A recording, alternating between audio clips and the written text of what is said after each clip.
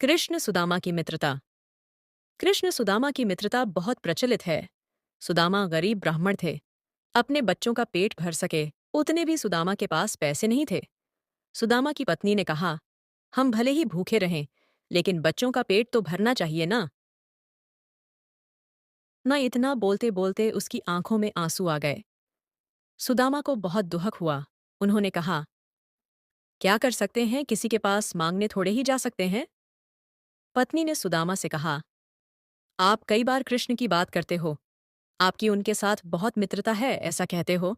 वे तो द्वारका के राजा हैं। वहां क्यों नहीं जाते, जाइए ना। वहां कुछ भी मांगना नहीं पड़ेगा। सुदामा को पत्नी की बात सही लगी। सुदामा ने द्वारका जाने का तय किया। पत्नी से कहा,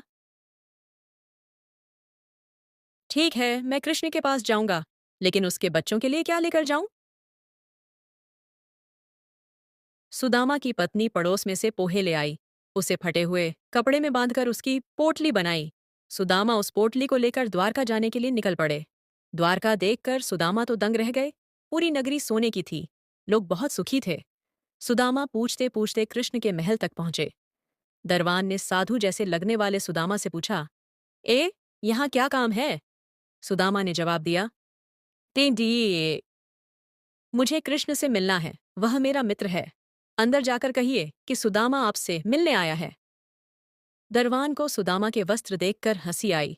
उसने जाकर कृष्ण को बताया।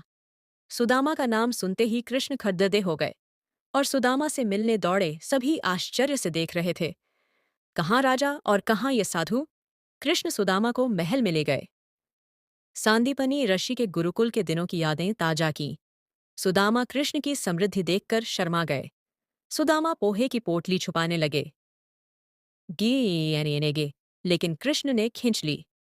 कृष्ण ने उसमें से पोहे निकाले और खाते हुए बोले, ऐसा अमृत जैसा स्वाद मुझे और किसी में नहीं मिला। बाद में दोनों खाना खाने बैठे। सोने की थाली में अच्छा भोजन परोसा गया। सुदामा का दिल भर आया। उन्हें याद आया कि घर पर बच्चों को पूरा पेट भर खाना भी नहीं मिलता है। सुदामा वहां 2 दिन रहे। वे कृष्ण के पास कुछ मांग नहीं सके। तीसरे दिन वापस घर जाने के लिए निकले। कृष्ण सुदामा के गले लगे और थोड़ी दूर तक छोड़ने गए। घर जाते हुए सुदामा को विचार आया, घर पर पत्नी पूछेगी कि क्या लाए तो क्या जवाब दूंगा। सुदामा घर पहुंचे। वहां उन्हें अपनी झोपड़ी नजर ही नहीं आई। उतने में ही एक सुंदर घर में से उनकी पत्नी बाहर आई। उसने सुंदर कपड़े कपड़े ये पहने थे। पत्नी ने सुदामा से कहा, देखा कृष्ण का प्रताप, हमारी गरीबी चली गई। कृष्ण ने हमारे सारे दुख दूर कर दिए। सुदामा को कृष्ण का प्रेम याद आया। उनकी आंखों में खुशी के आंसू आ गए।